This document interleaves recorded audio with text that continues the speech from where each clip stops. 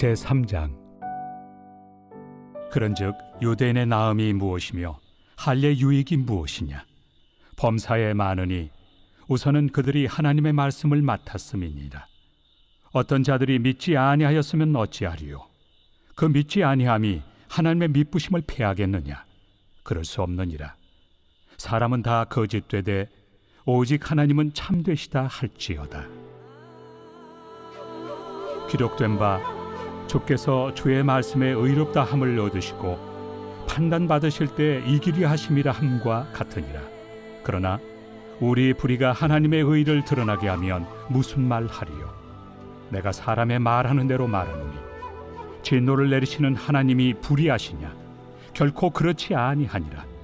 만일 그러하면 하나님께서 어찌 세상을 심판하시리요? 그러나 나의 거짓말로 하나님의 참되심이 더 풍성하여 그의 영광이 되었다면 어찌 내가 죄인처럼 심판을 받으리요? 또는 그러면 선을 이루기 위하여 악을 행하자 하지 않겠느냐? 어떤 이들이 이렇게 비방하여 우리가 이런 말을 한다고 하니 그들은 정죄받는 것이 마땅하니라. 그러면 어떠하냐? 우리는 나으냐? 결코 아니라. 유대인이나 헬라인이나 다 죄 아래 있다고 우리가 이미 선언하였느니라. 기록된 바 의인은 없나니 하나도 없으며 깨닫는 자도 없고 하나님을 찾는 자도 없고 다 치우쳐 함께 무익하게 되고 선을 행하는 자는 없나니 하나도 없도다. 그들의 목구멍은 열린 무덤이요 그 혀로는 속임을 일삼으며 그 입술에는 독사의 독이 있고 그 입에는 저주와 악독이 가득하고 그 발은 피 흘리는 데 빠른지라. 파멸과 고생이 그 길에 있어 평강의 길을 알지 못하였고 그들의 눈앞에 하나님을 두려워함이 없느니라 함과 같으니라. 우리가 알거니와 물은 율법이 말하는 바는 율법 아래 있는 자들에게 말하는 것이니 이는 모든 입을 막고 온 세상으로 하나님의 심판 아래 있게 하려 함이라. 그러므로 율법의 행위로 그의 앞에 의롭다 하심을 얻을 육체가 없나니 율법으로는 죄를 깨달음이니라. 이제는 율법 외에 하나님의 한 의가 나타났으니 율법과 선지자들에게 증거를 받은 것이다. 곧 예수 그리스도를 믿음으로 말미암아 모든 믿는 자에게 미치는 하나님의 의인이 차별이 없느니라. 모든 사람이 죄를 범하였으며 하나님의 영광에 이르지 못하더니 그리스도 예수 안에 있는 속량으로 말미암아 하나님의 은혜로 값없이 의롭다 하심을 얻은 자 되었느니라. 이 예수를 하나님이 그의 피로써 믿음으로 말미암는 화목제물로 세우셨으니 이는 하나님께서 길이 참으시는 중에 전에 지은 죄를 간과하심으로 자기의 의로우심을 나타내려 하심이니 곧 이때에 자기의 의로우심을 나타내사 자기도 의로우시며 또한 예수 믿는 자를 의롭다 하려 하심이라. 그런즉 자랑할 데가 어디냐? 있을 수가 없느니라. 무슨 법으로냐? 행위로냐? 아니라 오직 믿음의 법으로니라. 그러므로 사람이 의롭다 하심을 얻는 것은 율법의 행위에 있지 않고 믿음으로 되는 줄 우리가 인정하노라. 하나님은 다만 유대인의 하나님이시냐? 또한 이방인 하나님은 아니시냐? 진실로 이방인 하나님도 되시느니라. 할례자도 믿음으로 말미암아 또한 무할례자도 믿음으로 말미암아 의롭다 하실 하나님은 한 분이시니라. 그런즉 우리가 믿음으로 말미암아 율법을 파기하느냐? 그럴 수 없느니라. 도리어 율법을 굳게 세우느니라. 영원한 생명을 얻게 되는 구원받은 그 자격이라고 하는 것이 무엇일까요? 우리가 어제 보았던 로마서 2장에서는 사도 바울이 이방인을 판단하는 그 유대인들의 교만과 위선을 신랄하게 이렇게 비판하게 되었는데요. 할례를 받은 유대인이라 할지라도 율법을 제대로 행하지 아니하면 이방인과 조금도 다를 것이 없다. 이렇게 사도 바울이 선언하게 됐습니다. 심지어 이렇게까지 이야기하게 되죠. 할례 없는 이방이라 할지라도 만약에 율법을 지킨다면 그들이 참된 올바른 유대인이라 이렇게 선포하게 되어집니다. 이에 대해서 유대인들이 당연히 분노하지 않을 수 없고요. 이렇게 반론을 제기할 수밖에 없을 텐데 오늘 로마서 3장은 사도 바울이 이렇게 반론할 것을 예상해서 이제 그들이 나에게 행할 그 질문들을 미리 대답하는 형식으로 로마서 3장의 말씀이 이어지게 되어집니다. 우리 먼저 1절을 같이 보죠. 그런즉 유대인의 나음이 무엇이며 할례의 유익이 무엇이냐. 여기서 나음이라고 하는 말은요, 보통이 아니다라는 뜻이에요. 비범하다, 특별하다, 뭐 이런 뜻이에요. 유대인들 자신은 선민이라고 하는 의식, 그래서 비범하다고 여겼는데 사도 바울이 묻는 거죠. 그래서 너희들이 그 특별한 비범함으로 나은 것이 무엇이냐 이렇게 묻는 거예요. 이방인들보다 탁월한 게 무엇이냐? 할례가 그렇게 중요하다면 그 할례가 주는 유익은 또 무엇인가? 이렇게 사도 바울이 1절을 먼저 이렇게 질문으로 시작하게 되어집니다. 그러면서 사도 바울은 2절에서 바로 이렇게 대답하죠. 우리 2절도 같이 읽어보죠. 범사에 많으니 우선은 그들이 하나님의 말씀을 맡았음이니라. 유대인 중에 나음과 유익이라는 것은 무척이나 많은데 그 중에서 가장 우선시되는 것이 무엇이냐면 그들이 하나님의 말씀을 맡은 자였다라는 것이에요. 네, 이것을 보게 되어지면 이것은 특권 중에 특권이 되어질 것이에요. 여기서 맡았다라고 하는 것은요, 신적 수동태입니다. 그들이 스스로 맡은 것이 아니라 하나님께서 그들에게 주신 은혜의 선물이었다라는 것이죠. 즉 하나님은 은혜로 그들에게 이 말씀을 위임하셨다라는 거예요. 사랑하는 여러분, 위임하셨다라는 말을 우리가 생각해 보게 되면 위임 맡은 자로는 그 말씀을 반드시 지켜야 되고 책임을 가져야 되는 것이에요. 이 부분을 좀 확대 해석하면요, 말씀에 되어서 이 땅 가운데 오신 예수 그리스도를 그들이 위임받았다. 그런데 그들이 말씀 대신 예수 그리스도를 위임받았으면 어떻게 됩니까? 말씀에 대해서 책임을 지고 끝까지 잘 보관해야 되지만 그들이 어떻게 했습니까? 그 말씀을 죽이게 되어졌다는 거죠. 네, 이것이 바로 그 특권을 가지고 있었던 그들이 이방인들과 조금 더 훨씬 더 나은 이 비범함을 가진 것을 가지고 오히려 하나님의 말씀을 죽였다라고 하는 이 결론이 되어지는 거예요. 그리고 이제 사도 바울은 두 번째 예상되는 질문에 반론을 제기하게 되는데 우리 3절도 같이 읽어봅시다. 시작. 어떤 자들이 믿지 아니하였으면 어찌하리요? 그 믿지 아니함이 하나님의 믿부심을 패하겠느냐? 유대인들에게 어떤 믿지 않는 자가 있는 거죠. 다 믿을 수는 없으니까요. 이때에 하나님의 믿부심, 헬라로는 피스틴이라고 하는데 엄숙한 약속이에요. 모든 사람이 하나님의 말씀을 지켜내지 못하고 바라보지 못했는데 그런데 그들 가운데에 그들이 하나님의 믿부심, 즉 하나님의 그 약속이라는 것이 패하겠느냐라고 하는 이 질문이에요. 하나님의 약속이 무효화될 것인가? 그렇습니까? 절대로 그럴 수 없죠. 인간의 그 연약함, 인간의 의로움, 이 모든 것과 상관없이 하나님께서 우리에게 주셨던 그 엄숙함의 약속, 그 피스틴이라고 하는 것은 절대로 피할 수가 없다라는 거예요. 이것이 하나님의 신실하심이죠. 하나님의 신실하심은 결코 변하지 않은 하나님의 속성을 이야기하고 있어요. 즉 예수 그리스도를 향한 사람들의 배척이 분명히 있게 되어지겠지만 그럼에도 불구하고 하나님의 인간을 향한 신실한 약속은 절대로 패하지 않는다. 이것을 지금 이야기하고 있는 거예요. 그러다 보니 사람들은 이런 논리에 빠질 수 있다라는 거예요. 사람들이 이렇게 죄를 짓고 불의를 행하면 행할수록 나타난 것은 무엇이냐면 하나님의 그 옳은 의라고 하는 하나님의 정의, 하나님의 공의가 더 드러날 수밖에 없게 되어지는 것이죠. 마틴 루터는 이것을 가지고 찬양한다라고 이야기했습니다. 사람이 죄를 짓게 되어지면 하나님의 그 옳은 것이 더 드러나기 때문에 이 드러나다가 바로 찬양하다라고 이렇게 해석을 했었어요. 그렇기 때문에 우리가 인간이 불의를 저지르고 죄를 짓는 것이 과연 나쁘기만 한 것인가? 이런 질문이에요. 우리가 죄를 지음을 통해서 하나님의 의가 멋지게 드러난다면 그렇다면 우리는 오히려 칭송받고 찬송을 받아야 되는 존재가 아닌가라고 사도 바울이 유대인들의 생각을 먼저 대변해서 이렇게 이야기하는 거예요. 이런 생각을 우리도 가질 수 있지 않겠습니까? 분명히 의도는 죄였어요.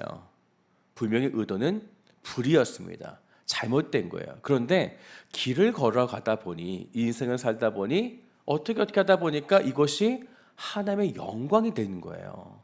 분명히 시작과 의도는 잘못됐 쓴 거 분명히 본인도 알고 있는데 그것이 하나님의 그 선하심을 통하여 악한 것이 선한 것으로 바뀌어진 것인데, 그렇다면 사람들은 자신의 그 죄로 인해서 하나님의 의 영광이 드러났으니 내가 오히려 칭송받아야 되고 하나님께 복을 받아야 되는가? 맞을까요? 틀릴까요? 그렇지 않다는 거예요.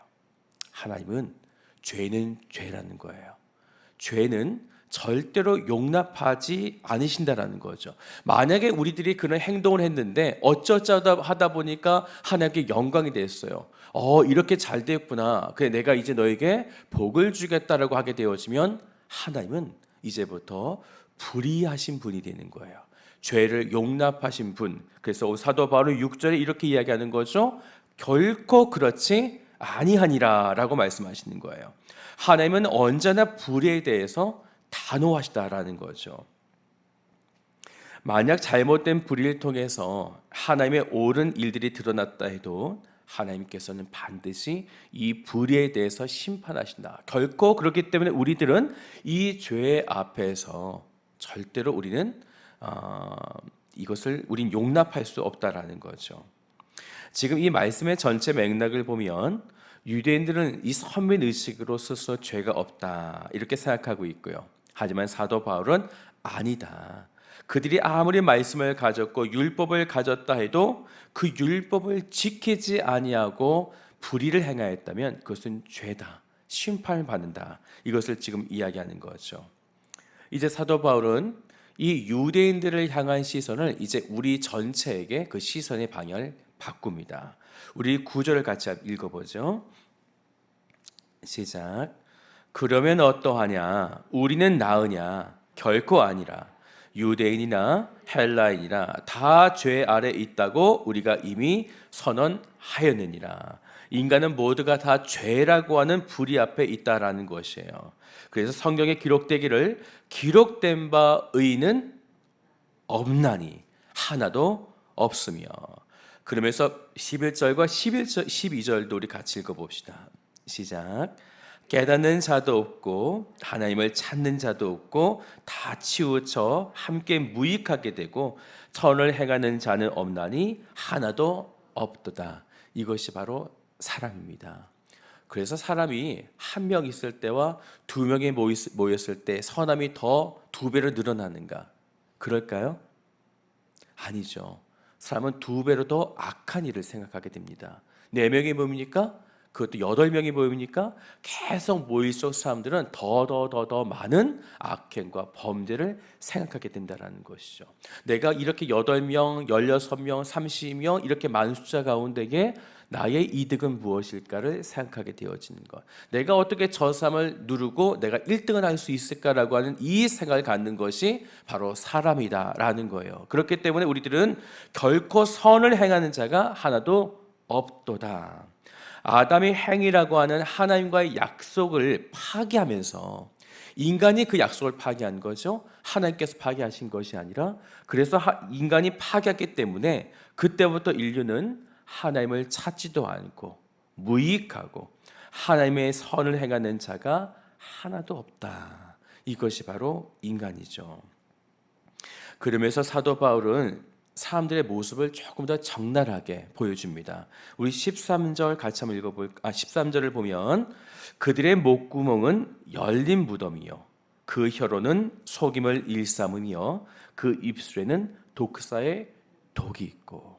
그래서 우리들은 사람을 살려내는 것보다 사람을 죽이는 일에 자기가 더 높아지려고 하는 이런 악한 모습이 우리에게 나타나는 거죠. 계속해서 14절, 15절도 읽어볼까요? 시작. 그 입에는 저주와 악독이 가득하고 그 발은 피 흘리는데 빠른지라. 그렇기 때문에 사람들은 이런 율법의 행위로는 하나님 앞에 의롭다함을 받을 육체가 없다는 거예요. 왜냐하면 누구도 하나님께서 이러한 인간의 모습을 바라보시면서 하지 말라라고 하는 것을 누구도 지켜낼 수가 없다라는 것이죠. 그래서 결국 어떻게 되는가? 23절 보세요. 모든 사람이 죄를 범하였음에 하나님의 영광에 이르지 못하더니, 이것이 인류의 결과이죠. 사람의 이런 악독, 이렇게 죄로 흘러가는 우리 인생, 우리 인류는 하나님의 영광에 이르지 못하게 된 존재였다라는 것이에요. 헬라인이든 유대인이든 모든 인류의 사람들이 다 죄의 이 앞에 전적으로 무능하고 전적으로 타락한 존재가 되어졌다라는 거예요. 그런데 우리 이때에 사도 바울이 처음 했었던 그 질문을 기억해 봐야 돼요. 그러면 사람들의 이런 불의를 통해 하나님의 약속이 무효한가라는 거예요. 사랑하는 여러분, 그렇습니까? 그렇지 않다라는 거죠. 결코 그럴 수 없다라는 거죠. 사람은 분명히 이런 죄악을 짓는 것은 사실입니다. 그럼에도 불구하고 하나님께서 우리에게 행해 주셨던 그 구원의 언약의 약속은 절대로 패하지 않는다라는 것이에요. 그래서 하나님이 무엇을 행하시는가? 그 언약의 신실함을 지켜내시기 위해서 하나님께서 행하신 것이 있었어요. 우리 21절 같이 읽어봅시다. 시작. 이제는 율법 외에 하나님의 한 의가 나타났으니 율법과 선자들에게 증거를 받은 것이라. 바로 예수 그리스도로 말미암아 사람들은 절대로 율법을 지켜낼 수가 없는 거예요. 이 율법은 죄를 드러나게 하는 기능밖에 없어요. 율법은 절대로 우리를 구원하는 능력이 없습니다. 그래서 하나님께서 예수 그리스도라고 하는 한 의를 보내셨다라는 거죠. 그 한 의를 통해서만 우리가 하나님의 은혜로 구원받을 수 있다라는 것이에요. 이것이 하나님의 은혜, 바로 복음이 되어지는 것이죠. 그 믿는 자에게 무엇을 주시는가? 우리 24절 같이 힘있게 읽어봅시다. 시작. 그리스도 예수 안에 있는 성령으로 말미암아 하나님의 은혜로 값없이 의롭다 하심을 얻은 자 되었느니라. 아멘. 결국 사람은 이 의롭다함을 얻는 것은 율법의 행위가 아니라 말씀을 맡았다라고 하는 것도 아니고요, 할례를 받았다라는 것도 아니라 27절 마지막을 보면 오직 믿음의 법이다라는 것입니다. 우리가 예수 그리스도, 한 의이신 예수 그리스도를 우리가 믿음으로 바라보고 믿음으로 믿기 시작할 때에, 또한 믿음으로 우리의 삶을 아름답게 그렇게 행하며 나아가게 되었을 때에 우리들은 이 의롭다함을, 이 칭함을 받게 되어지는 것. 사랑하는 여러분, 말씀을 가졌다가 중요한 것이 아니라 믿음으로 말씀대로 살았다가 중요합니다. 오늘 복음을 가진 자, 오늘 우리는 늘 연약합니다. 아직도 우리는 율법 앞에 제대로 서지 못할 거예요. 하지만 그럼에도 우리에게 주신 하나님의 은혜, 한 의이신 예수 그리스도가 있다는 이 사실을 믿고, 오늘도 우리는 연약합니다. 오늘도 나는 부족합니다. 하지만 예수 그리스도를 의지하고 오늘 하루를 살아갑니다 라고 하는 이 믿음으로 나아갈 때에 오늘 한 의이신 예수 그리스도의 십자가의 보혈로 오늘 우리들을 하나님 앞에 의롭다며 우리를 이끌어 주실 것입니다. 오늘도 예수 그리스도를 의지하며 담대히 나아가시는 복된 성도들 되시기를 주님의 이름으로 축복합니다. 우리 기도하겠습니다. 우리의 연약함과 우리의 죄악을 아시는 살아계신 아버지 하나님, 사람은 자기의 행위로, 자신의 어떤 능력으로 하나님 앞에 서려고 하지만 그 모든 것이 죄악의 모습인 것을 이 시간에 고백합니다. 사랑하는 주님, 오늘 우리가 우리의 힘으로, 의지로, 율법으로 지켜냈다는 것으로 나아가지 않게 하시고, 우리는 오직 나는 아무 자격이 없지만 예수 그리스도의 십자가의 보혈로 주 앞에 나아갈 수 있다. 그 십자가의 보혈, 그 복음으로 나는 의롭게 될 수 있다라는 이 사실을 믿고 오늘 하루도 예수 그리스도를 의지하며 주 앞에 나아갈 수 있는 신실한 하나님의 백성이 되도록 우리를 온전케 하여 주시옵소서. 그렇게 행하실 주님을 찬양하며 참 좋으신 예수 그리스도의 이름으로 기도드립니다. 아멘.